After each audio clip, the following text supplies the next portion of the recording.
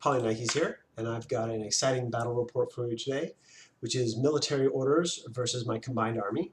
And we are preparing for this ITS. Let me grab my pointer here. We're preparing for this ITS at Mythic Games in Santa Cruz, California. And in a pen, there we are, yeah. In interest of full disclosure, I am the owner of Mythic Games, so occasionally it'll come up on my channel here, and I'll of course have good things to say about it. So the missions, here you see Frostbite, Armory, and Engineering Deck. And today we'll be playing Armory. Here's Armory. Primary objective is to control the Armory at the end of each game round, and of course the end of the game for 4. The end of the game coincides with the end of a game round, right? So a total of 5 for holding out in the last turn of the game. You also get objective points 2 for getting the more items out of the panoplies and collecting more toys. And then your classify, which is worth 1 unless you do the intel mode on it. In this game, neither one of us did the intel mode. We both decided to keep our objectives. Standard deployment for Armory looks like this. There is an exclusion zone. There are panoplies that are to each player's right inside the room. And interestingly in Armory, everything's destroyable. You can destroy the panoplies, you can destroy the walls, you can destroy the doors. The way we play destroying the doors is that if you destroy a door, dropping it to -1 damage, it's gone as if it were opened. It's just an open space. You can move through it, see through it, everything. If you do destroy walls, they become this weird sort of gate where you cannot ever see through it. And if you can't be like partially on it with a base. You're either fully on one side or fully on the other side. And other than that, it's normal deployment zones, as you can see with the exclusion. All right, here's my army list. I start out with a Skiavoros, and those of you who know me know that I love my Skiavoros. It's my favorite aspect. I think the guy is amazing. I'm going to talk a little bit about him before I go on. This is the Skiavoros. You can see his stat line down here. You can see he's medium infantry, which is nice in Season 10. His stats are all very medium infantry-esque, with the exception of his willpower, which is like an aspect, which is 16. Most notably, he has structure points and not wounds, which means shock will not affect him.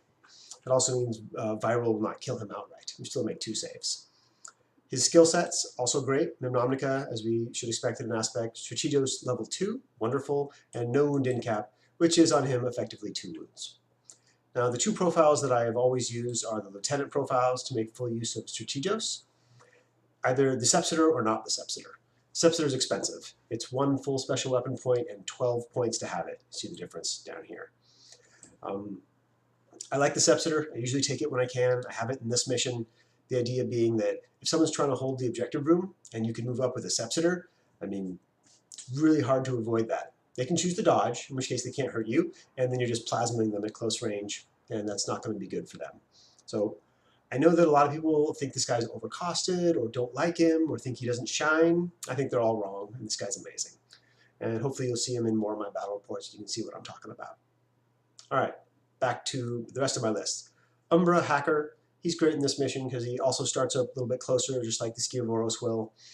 He's Hacking Device Plus, which has a lot of good toys in it, including being able to open the doors individually, as opposed to opening all of them, as most specialists would do. Bit and Kiss, love my repeaters. Kurgat, he's here to fix my drones and be a specialist. Icadron, this is a great guy to get into the room when you want to hold it, but don't want to hold it with a lot of points. So like if you're going second, you run him in there, assuming you've cleared it out, and he can be in there, and he can be in there with his flamethrowers and a repeater for when the opponent tries to take it back in the next turn. You can make it costly for them. Then we have an M drone, a Q drone, a renegade. He's there to run interference. He'd be a good guy to get in the room too. Maybe after the the Icadron is cleared out, or maybe before. Maybe him on turn 1, Icadron on turn 2, etc. Group 2, we have our shrouded multi-sniper. The idea for him here is to move up a flank and basically make the opponent not be able to advance on the armory without any interference. Right? Normally you can just walk right up to the door and do whatever you're going to do to it, break it, open it, whatever. But I want to put a little interference on that to make that not quite as easy to do. My Zuriat, she's sort of like a backup specialist and maybe a good forward observer to get that T-drone into action. And the T-drone is there, again, to contest the room without being in the room. If I can get a repeater there and spotlight someone with the Umbra, or I can get the Zuriat to forward observe someone,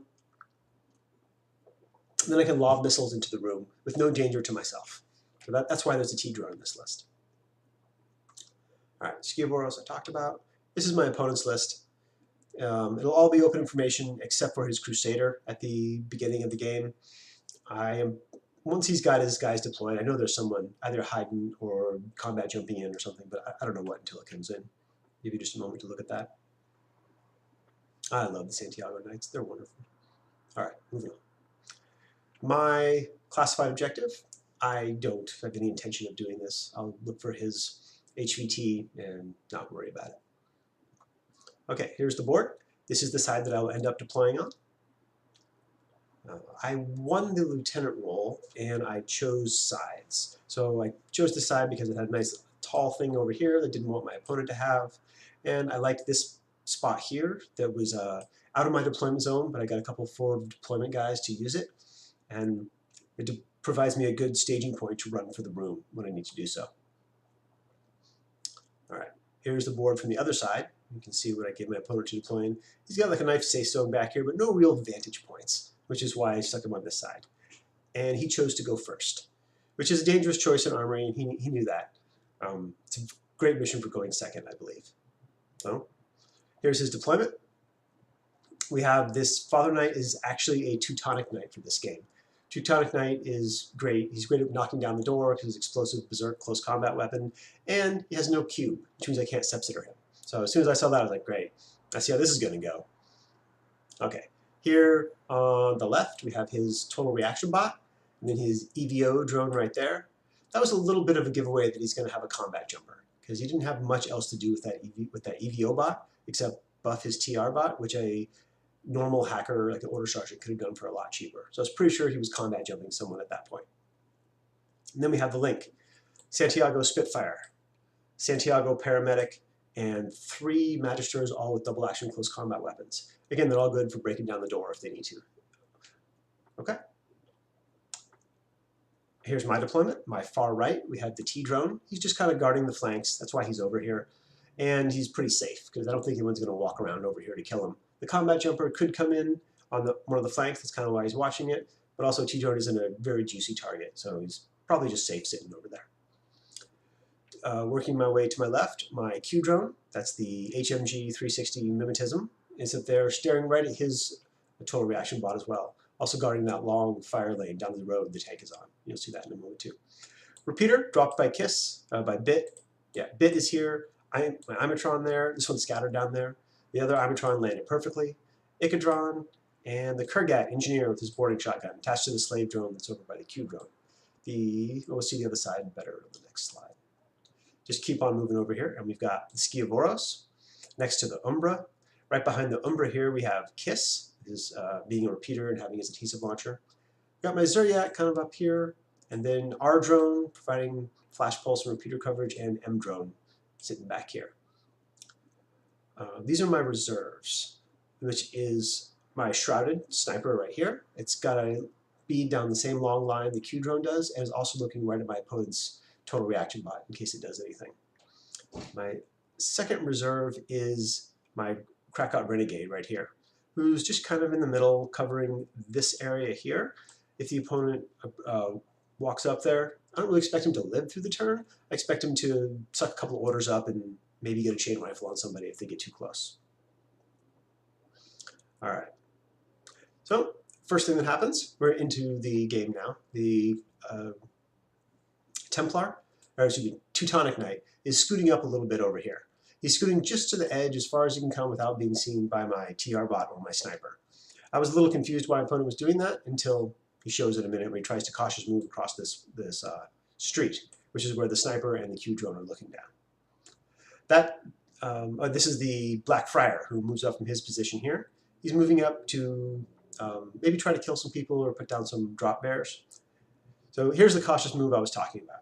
He starts here, cautious move straight across to there, and as he is planning this move, he realizes that this is directly in line of fire of my sniper, which means it will be a failed cautious move and he'll get shot by the HMG as well. So he doesn't do that. This move does not happen. We were just discussing it at this point. Instead, he goes back to the Black Friar. Black Friar moves up to this corner and shoots a drop bear. Drop bear lands right there. He then attempts to put another drop bear down here, but misses that one.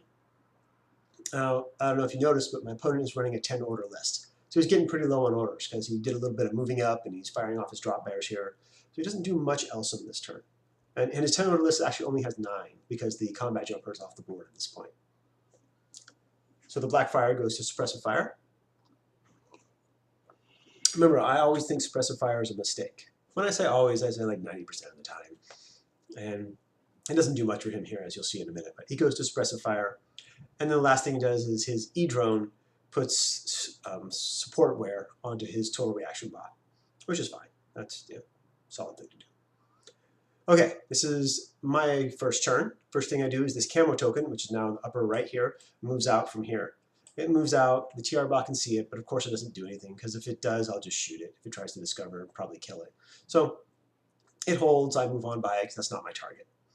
I keep on moving up here. This is actually going to be a really strong position. As you'll see in a moment, it's going to get line of fire just right down here to the black friar. And also the enemy's HVT is right over here, so I'll be securing that as well. So here it is. Here's where I move into this position. Enemy HVT Angus down there, and you can see the line of fire that goes straight down to the black friar there. Not that my line is very straight, but there it is.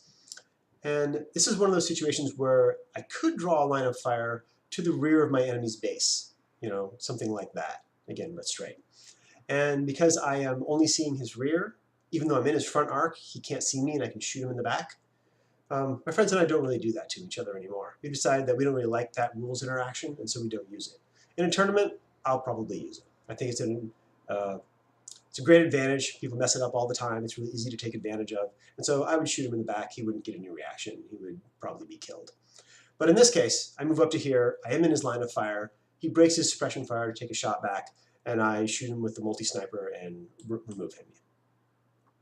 Yeah, there's the shrouded revealed. He has that shot. This is a really nice line of fire, too. I'll go back so you can see it there. Right between these two, right in front of the door there. And if they approach that door through that side, yeah, I really like the positioning on this guy, and he's going to stay there. He also has the option of moving up here to possibly get line of fire on these guys if I want to try a surprise shot or something. At the moment I don't, because he's in combat group 2 and he's almost out of order. So that's all I really wanted him to do. Okay. All right, so then I use a coordinated order to move these guys up. The Umbra is going for the door. He's going to try to hack it, only open that door. Skivoros and Ikadron moving into place. Same coordinated order, the M drone moves out. I'm just trying to get more repeater coverage up and have a specialist up there. Zuriat's holding position for the moment. So Umbra moves in and hacks this door, opens only this door. I like this move. I just think it's going to be problematic for them to get in these doors, especially if I have my hacker in here. Every time they're trying to do anything to a door, I'm hacking them. So the Umbra then goes in the room, goes to the first panoply, and pulls out +1 armor. And this is where, on my left flank, the M drone moves up. I'm just clearing this mine. It moves up, shoots the mine with its combi rifle and destroys it. And then he's going to move into position on the corner over here. Again, he's covering the approach to the room, which the same angle is being covered by the sniper over here. So it possibly gives me, dual arrows as they come through if they haven't cleared anything. It also puts a repeater down here, which this entire area is now covered by my repeater. Now, my only hackers in this list are a Hacking Device Plus on the Umbra and the Killer Hacker on Bit and Kiss. I was really trying to fit a Assault Hacker into this list, and I will probably modify the list to have one later if I actually play something like this in the tournament. Okay, so the M drone's in position. So the Ikadron then runs in, gets over to this objective, and pulls out +3 armor. Much better. Remember what I was saying in the beginning. I'm going to leave him in the room to hold it, because I've gone second, no one can come get it. And he should be a pretty annoying piece for them. If they come in the room, he can flamethrower them. If they're tooling around outside the room, I can hack through it, because it's also a repeater, giving me coverage out to about here, a little bit outside the room. So I'm going to leave him in the room, and I'm going to pull the Umbra back where I think it's safer. All right, so the Umbra runs back around the corner, and just is standing out here. He's actually in that corner, like right here, but his sword doesn't let him get into the corner. All right. The Zuriat moves up, lays a mine here, and drops back, just in case someone's going to be either flanking or combat jumping over there. Same with the R drone, it moves up, adding its flash pulse to this whole arc here, in case someone tries to move in. And my opponent, now onto my opponent's Second turn. First thing he does is drop in the Crusader brother right here. This is a great spot. Thanks to the season 10 rule, he's able to jump right in there. He lands his drop perfectly. My Umbra tries to counter hack it, doesn't do anything.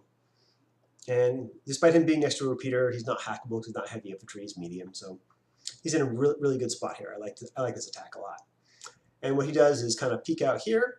And I thought he was going to go for my T-drone, just like shoot it in the back here. But he just kills the Icodron right here. Excuse me, the Imatron right there. He then peeks around the corner and kills Bit right here, which of course shuts down Kiss. And then what he wants to do next is peek around to just see the next Imatron right here. But actually, he's going to see through this door down here to the Icodron, the one that got +3 armor and is in the Armory. So he peeks around there, fires, and puts the Icodron unconscious. Then he just keeps going. Steps around the corner, kills the Imatron, steps around a little bit farther, just engaging one target at a time, and kills the Kurgat there. And he's using shock rounds, so if these things have wounds, they're dying outright, not even going unconscious.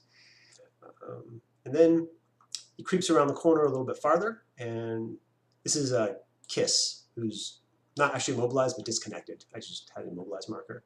All right, so he's got a very thin line right here. You can see Skiaboros. And he, of course, is going to shoot me. I decide to Sepsitor back. I'm pretty sure I'm in range. We put the template down, and I'm definitely in range. So this shot was pretty interesting. He's 3 dice on 13. He's using armor-piercing rounds, and I'm not opposing it because I'm just Sepsitoring. I figure I've got a decent chance of living through it, and he has a very bad chance of surviving the Sepsitor. Unfortunately, I do not live through it. He kills Skiaboros, but does become Sepsitored, which, if he'd made that save and killed Skiaboros, would have been terrible. The Skiaboros Memnomnica then jumps into the Umbra at this point. And that's pretty much the end of his turn. I think he sets up his supportware again from his EVO and passes it back. And the first thing I do is the Shrouded. This is my turn to, I'm really low on orders now. He killed a lot of guys with that Crusader Brethren. I think I've got 5 orders in Group 1 and 1 order in Group 2. Because I moved some guys around with command tokens to get more orders in the Group 1. I left the R drone only in Group 2. So I figured all I needed to do was move over, and I didn't have any command tokens to do more than that. Okay, so the Shrouded multi-sniper walks up to the top of these stairs. You won't really be able to see it in this picture, but there's a very narrow line like that where I can see a Knight of Santiago paramedic. And that's a great shot, because that's his only specialist over there. So if he wants to open doors without bashing through them with his clawmount weapons, that's how he's going to do it. So Shrouded moves up here, takes the shot. I get 1 shot through instead of the 2 I could. And he makes 1 of the armor saves, so he takes 1 wound and fails guts just back out of my line of fire. And even if I go back, or if I go up on top of here, I'm now getting line of fire to his TR bot, who's upgraded, and another knight over here who's got a Panzerfaust, and I don't want to mess with any of that, so I don't. The Umbra runs into the room and goes into the impersonation state using the Hacking Device Plus with the Cyber Mask. This was a really bad play. I didn't like that at all. Later on, it took me 2 orders to do it because I failed the first one, and I just didn't know what to do. I was kind of stumped here. I was a little flustered because I'd lost so many guys. I didn't have any way to attack the enemy well, so I just went into Cyber Mask, figuring I'd hold the room, and maybe that would be fine. Not really thinking about that this is my only hacker that I can threaten him with, so with my little repeater net that I have up, I'm just going to reveal myself as soon as he starts giving me an option to do so. What I should have done is run into this corner and just been like right here and hiding. That would have been much better move. All right, so here's his Sepsitor guy who I move up, just trying to get arrows on the Link team that has to be rushing in this turn because my opponent is moving into turn 3, and I've controlled the room for 2 turns. Now, at the end of this turn, I will have. So he has to take that room in order to have any chance of scoring. And I move the R drone up with its only order, again looking down here. And I set the N drone to suppressive fire. Possibly a mistake, I always think it is, but I really didn't have anything else to do. And the Shrouded Sniper also moved back down from the top of that platform so that he's got a line of fire between these buildings right here. So I'm kind of hoping to catch them in that crossfire and hacking attack when they engage this, and that will slow them up enough just to not get into the room. And then I'll have it won. All right, so my opponent comes out with the Link team. First thing they do is move up here and this guy fires off both of his Panzerfaust rounds at the R drone. And he drops it unconscious and takes a double action round in response from my Crusader brethren, but he makes both saves, so nothing really happens there. And with the next order, I believe that this knight now becomes the link leader with his Spitfire, and he removes the Crusader brethren with that. Yeah, that's what's happening here. Crusader brethren's taking shots, and then they're going back and forth there. All right, so then the knights keep pressing forward, and they spend a couple of orders just moving up. Now, this guy's line of fire goes kind of like this because of the angle he's at. So they're moving up over here where they're not engaging line of fire, and they have stealth, so I can't hack them until they do anything. Yeah, here they are. I like this picture a lot. All the knights stacking up on the wall, getting ready for the attack. So this Magister runs over here, where he gets the M drone out of cover. You can see enough of its base, not to do with there. But when he fires, he breaks stealth, which triggers lots of things. Well, lots of things being the Umbra, you can see now revealed down here, who's hacking through the M drone repeater, and I try to Oblivion right here the specialist, the wounded specialist, because that's the guy who can open the door more efficiently than anybody else. I'm rolling on a 16 because remember my EI aspect is inside the Umbra now. This is where like Interstellar F Troop starts and everybody fails everything. I don't do anything here, the shotgun bounces off me there, and the hacker on his whip of 16 rolls a 17. So nothing happens there. But my opponent is now scared that I'm going to be able to isolate that guy. So he breaks the link and coordinate orders all these guys up. Remember, they're running right past the sniper's view right here. And once again, the M drone suppressive fires here, the sniper shoots this one, and I try to isolate this one. I believe that's correct. It doesn't really matter though, because nothing happens. Nobody gets killed, nobody gets hurt, nobody gets shot, nobody gets hacked. Everything failed. Maybe a knight got hit and made 2 saves, but nothing happened there. So he coordinates another order. Here you can see the nice view of the sniper. You see he's right through there. Okay, so he coordinates another order. This knight runs into close combat with the drone. These 2 knights run into close combat with the wall over here. So figuring that he's just going to wreck my drone, I ignore the knight moving into close combat, and I suppressive fire all 3 shots into this guy. And the Umbra tries to Oblivion this guy. If that works out, that would be great. This guy could possibly die from the 3 shots, and this guy could be frozen in place, and then he's having trouble with the door here, right? What happens is he ignores my drone and just attacks the door. The M drone misses all 3 shots unopposed, and the Umbra once again fails to hack on a 16 or less. So they drop the door unconscious, with only hitting it and doing 2 wounds to it where it has 2 exactly. So he has to do 1 more before he can get through it. Not a problem, he does. He activates this knight here. He walks over here to get out of the way. I hack it, and here's a picture of the door being unconscious, right? All right, so the knight moves over there. This time I do successfully isolate it, which would have been awesome like 4 turns ago, but he's opened the door. These things are representing our doors being closed here. You can see that the 2 that we've opened, those blocks are not there. So he gets isolated, moves over there, and then with the lieutenant order, I think they have 1 order to move up where the sniper takes a shot and does nothing again. And then with his lieutenant order, last order of the game, the Lieutenant Santiago Spitfire walks in here, shoots point blank with a Spitfire, and kills the Umbra in 1 volley. This is terrible. He's got a knight in the room. I have very little left on the board. I have basically 2 angles of attack as it goes into my next turn. Yeah, here's kind of what his board state looks like. This knight down on the bottom here is engaged with my M drone, and then these knights are kind of scattered around. This one is a Santiago, so it has 360 visor. This is the other Santiago, which has 360 visor, and the other 2 are Magisters. You can see their facings on them, like that, and like that. So as we go into my 3rd turn, I've got about 5 orders left, 4 orders and a lieutenant order. I had a hard decision where to jump the EI aspect when they killed the Umbra. The 2 attack routes which I was planning on was the Shrouded multi-sniper. He could have moved down to the other side of the room and shot open the door with his double action rounds, and then shot through that open door here to try to kill the knight inside the room. That seemed like a doable plan. It takes 1 or 2 shots to shoot open the door, and then I can get 2 or 3 shots on him. That should be enough to kill him.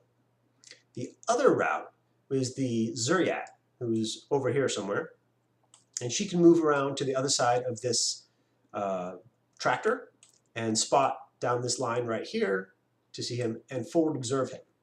And remember, her whip will be 16 when she's doing that. So if she does that, then I've got the rest of my orders to dump rounds from my guided missiles into him. And all I got to do is kill him.